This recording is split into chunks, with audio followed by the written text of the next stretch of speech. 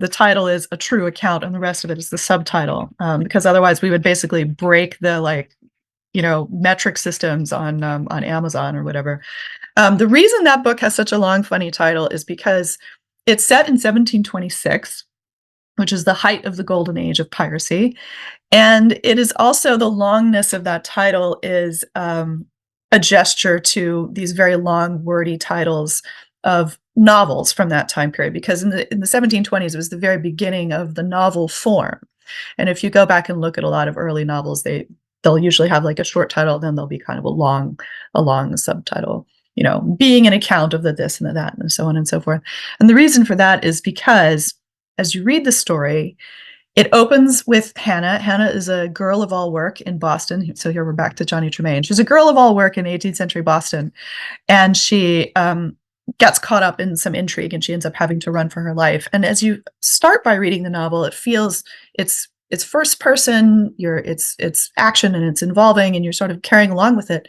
And then at about 40 pages in, you realize that you have been reading over someone's shoulder, and there is someone else in the story who is reading an account, and the story that we've just been reading is a book within a book. I think it actually, has its origin in something I had originally planned to do in Physic Book. So in Physic Book of Deliverance Dane, Connie goes to various archives, and she finds all these different sources and things like that, and the way that I had originally imagined doing Physic Book, which my wise agent, pity my poor agent, because she has to constantly reel me in from all these, like, ludicrous ideas that I have. My very wise agent said I should not do this, but my original fantasy was for Physic Book was to actually reproduce the primary sources that Connie is looking at, and to write them and have them be fictional, but have them be sources within the book so that it would replicate the sensation of doing the archival work yourself and discovering something exciting. And my agent dialed me back from that, but this was my kind of wish to return to that, the idea that what if you discover this story, you discover this narrative, you discover this manuscript, and then your job is to figure out whether it is true or not. What does truth mean in this context? And so the reason that the book's title is A True Account is because, of course, by drawing your attention to its truth, and that this is a novel, you know that it is not true, but you want to trust that it is true because a good novelist tricks you into caring so deeply about characters who've never existed. So in some respect, A True Account is a commentary also on the writing of fiction and the purpose of fiction and what role fiction has to serve in our lives.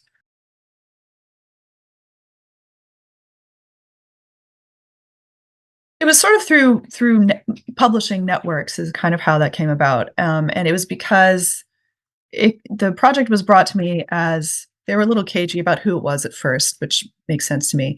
The upshot is that he wanted to write a history of the Vanderbilts and the Vanderbilt family, and he'd written a memoir before about his time as a foreign correspondent, and he had published a book of correspondence between himself and his mother. So he was no stranger to writing, and he's also a brilliant guy. Like, he and is an incredibly hard worker. But writing a history book is actually a really specific skill set, and it's it can be a tricky thing to do. And so I think he and his team knew that he would need a co-author who had the archival chops for doing that kind of writing, and also someone who had written for a popular audience before. And so word kind of went out along the networks, and my agent said, I've got someone who I think could be a really good fit for this. So I put together a pitch for what I thought the book could look like and met with the publisher, and then they liked it, and then they moved me on to meet with him and with his team. And one thing that we both really had in common was we both wanted to talk about Vanderbilt women, understandably, because his mom was Gloria Vanderbilt, and so he was really coming to that story through that lens of her very unique experience. I mean, what a strange way to grow up Gloria Vanderbilt had. Because if you're talking about the Vanderbilts, there's a way you could only talk about Vanderbilt men, and there's a way you could only talk about railroads, or a way that you could only talk about money. But in talking about the Gilded Age, the language of consumption was the way that women deployed their social power. And so there are actually a number of interesting ways of looking at more of a social and cultural history than looking at more of a business history or a great man kind of model of history. So I went in saying, I think this is how we could do the book. Actually, he told me later how I got the job, like what actually sealed me the job, and this I thought was very funny. So I went in, I said, well, of course, if we're going to have this, I imagine we could hang each chapter around a certain event or a moment in time, and we can kind of fill it in around that way. And I said, we have to have a chapter about Alva's ball. And they said, what's that? And I said, well, that was the ball in 1883 that Alva Vanderbilt gave. It was a costume ball, which really vaulted the Vanderbilts onto the stage of Gilded Age society, because up until that point, the Vanderbilts had been regarded as new money and therefore sort of gauche, and they were not in the inner circle that was ruled by the Astors at that time, until Alva threw the greatest party of all time. And reportedly, I got the job by describing the costume that was worn by a woman named Miss Kate Fearing Strong, who went costumed as a cat, and she wore a bespoke gown of cat tails. She had a taxidermied white cat curled up on top of her head, and she wore a black choker with the word spelled out in diamonds, puss. And so it was reportedly my description of Miss Kate Fearing Strong's crazy over-the-top outfit that won over Anderson and his team to collaborating together on that book. We talked about it, and when we were writing the Vanderbilts, we ran into the Astors over and over again, partly because Caroline Astor ruled Gilded Age society. We have a whole discussion about the relationship between Alva Vanderbilt and Caroline Astor and like how that was negotiated. And so it felt like a natural next part of the story, to look at, if the Vanderbilts were the arrivistes for the Gilded Age, what were they arriving into and how did it get there? And of course, the Astors had this other great fortune. The Vanderbilt fortune was built first on shipping and then on railroads.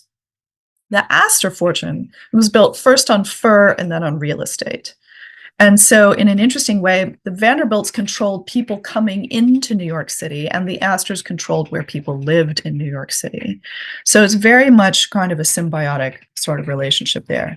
And also, interestingly, Anderson had met Brooke Astor, the very last American Astor, just in passing, but I remembered when she kind of dominated society coverage in the 1990s, and I remembered the very tragic story or trial around her case of elder abuse between her and her son. And that seemed like such a tragic ending for this incredible dynasty. And so I think we were both interested in looking at, and that book also is another kind of unconventional approach, because one thing we decided to do in that book was to look at the way that the word Astor became decoupled from the family. Because a lot of people don't know that the Waldorf Astoria is called that because the Astor family, because it was a group of people. Like there's this sense that Astor or Astoria has become so tied with the sense of place. And so one thing that we enjoyed in that book was changing what Astor means to people at different moments in time. So we actually look at Mary Astor for a little bit, who was a film star in the 1930s and 1940s, who was not related to the Astors at all. She took that as a stage name, but she took it because the name Astor signified wealth and success, and also because it started with A, and so it would put her at the top of the billing on any kind of marquee. So that's one example. Or another example is one of the chapters that we're really proud of is looking at the Astor Hotel Bar, because for decades upon decades, the Astor Hotel Bar was the most famous gay bar in the world. And that's doing queer history is actually a very difficult thing to do, because so much of it was subject to, legal repression and things like that. And so we wanted to excavate the fact that for a population of people in the first half of the 20th century, up until about 1960, the word Astor meant safety, which was something that was really important to us to look at. So it's a fun book. It's an unconventional kind of book, but it's one that we're both really proud of as well.